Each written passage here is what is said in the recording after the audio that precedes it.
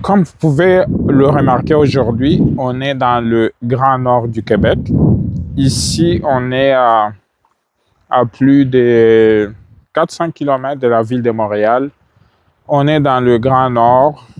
On est au bord du fleuve Saint-Laurent.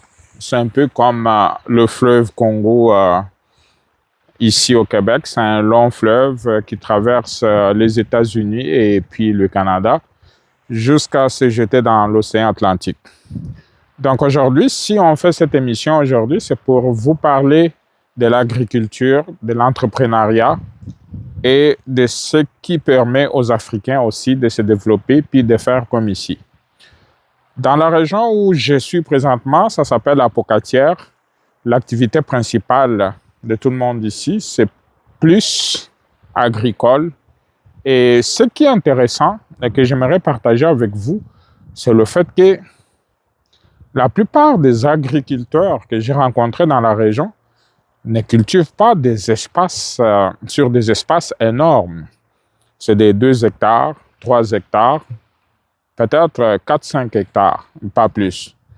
Mais curieusement, ces gens-là produisent sur un laps de temps, c'est-à-dire sur une courte période.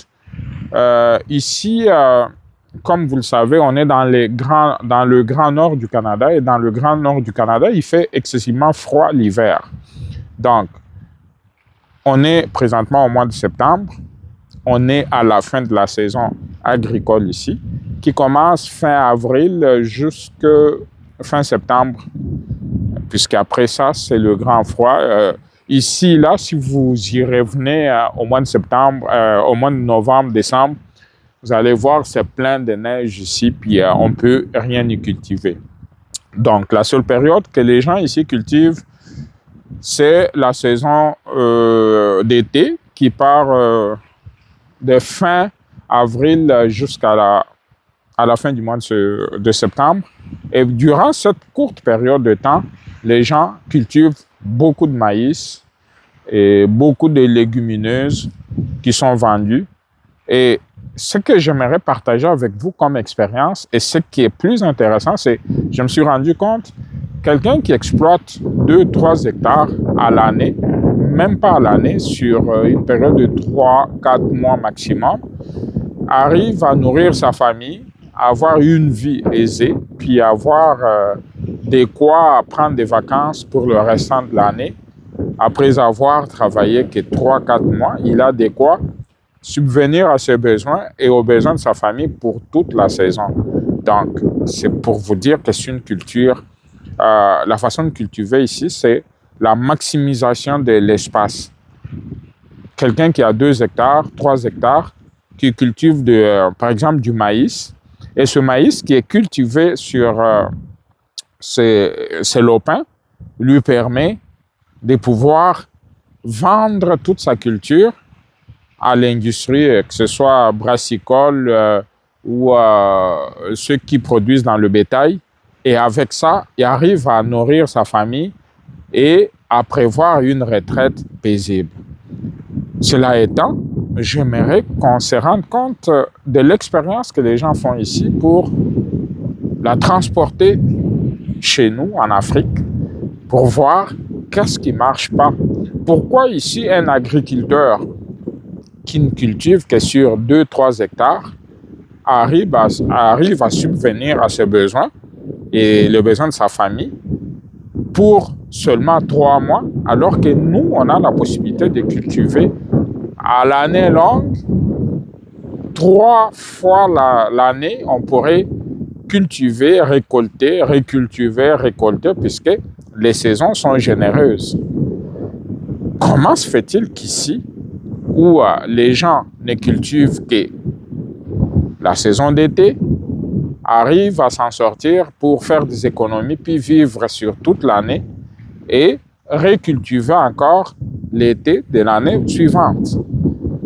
Qu'est-ce qu'on pourrait apprendre de leur façon de faire qui pourrait nous aider, nous aussi, en Afrique, à pouvoir faire en sorte que les agriculteurs puissent vivre de leur travail? Et c'est ça que je me suis rendu compte finalement que Il n'y a pas de la magie dedans. Des gens ont appris à travailler avec les moyens du bord. Ils ont appris à travailler sur la période qui leur permet de cultiver. Comme je vous l'ai dit, ici, on est dans le grand nord du Canada, où il fait excessivement froid l'hiver, où on ne peut rien y cultiver durant cette période, à moins que ce soit dans des serres, où c'est encore plus coûteux, puisqu'il faut chauffer les serres pour pouvoir faire de la culture dedans, ce qui est pratiquement pas possible ou qui entraîne des coûts énormes. Donc, pourquoi en Afrique, où on a 4 saisons pour cultiver, on n'arrive pas à s'en sortir? D'une part, ce que j'ai remarqué, la première des choses, c'est que notre façon de cultiver n'est pas adaptée. Donc, d'une certaine façon, on n'utilise pas les bons outils. Ici, sur 4 hectares, la personne va soit avoir son tracteur personnel, soit louer un tracteur pour la période qui va faire son labour ou qui va faire la culture. Et une fois qu'on a planté le maïs, on y a mis des produits. Vous allez vous rendre compte qu'ici, le maïs sont plantés à des intervalles de je pourrais dire quelques millimètres, ou sinon 2-3 centimètres. Donc, ce qui fait qu'une fois que les maïs sont poussés, tu ne peux plus passer entre les plantes ou y circuler. C'est tellement serré qu'on ne peut pas circuler à l'intérieur de la plantation. Donc, ils ont prévu de mettre des engrais, des herbicides qui vont reconnaître que le maïs est tué les autres herbes. Ils vont faire l'épandage des engrais qui vont faire en sorte que les maïs vont grandir et arriver à maturité en santé et puis avoir une bonne récolte. Donc, ce qui fait que quelqu'un qui a fait 3, 4, 5 hectares de maïs va se retrouver à la fin de la saison avec des tonnes de maïs de récolter, ce qui lui permet de faire des ventes et avoir de quoi vivre pour toute l'année, alors qu'il n'a fait cette culture-là que sur 3 mois. Donc, pour nous, les Africains, c'est important de comprendre qu'il y a moyen, pas seulement de compter sur l'État. Bien sûr, on peut se faire accompagner par nos différents États, mais c'est important qu'on comprenne qu'on est capable aussi de faire une production intensive, puis arriver à faire en sorte qu'on puisse tenir, et surtout, on a cette chance-là de pouvoir cultiver 3-4 fois dans l'année sur le même terrain. Donc, faisons un effort de ce côté-là pour faire en sorte de nous organiser, d'apprendre de ce que font les autres pour pouvoir arriver à nous en sortir, arriver à avoir la possibilité aussi de cultiver, puis de faire en sorte que la culture ou l'agriculture ne puisse pas rester un parent pauvre où les gens qui font de l'agriculture, on les considère comme étant des misérables. Ici, on voit les gens qui font de l'agriculture ici, roulent carrosse, ont des belles voitures, ont des caravanes de camping pour pouvoir, la saison d'hiver, là, puis aller dans le sud des États-Unis où il fait plus chaud, puis aller rester là, c'est pavané, puis revenir au printemps pour pouvoir continuer leur nouvelle saison.